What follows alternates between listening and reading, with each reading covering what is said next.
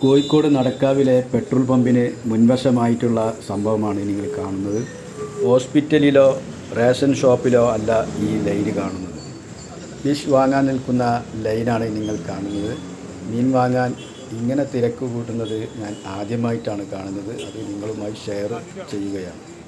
നല്ല വിലക്കുറവിൽ മീൻ കിട്ടുമെന്നാണ് നാട്ടുകാർ പറയുന്നത്. അത് കാരണമായിരിക്കാം ഇത്രയും ലൈന് ഇവിടെ കാണാൻ കഴിഞ്ഞത്.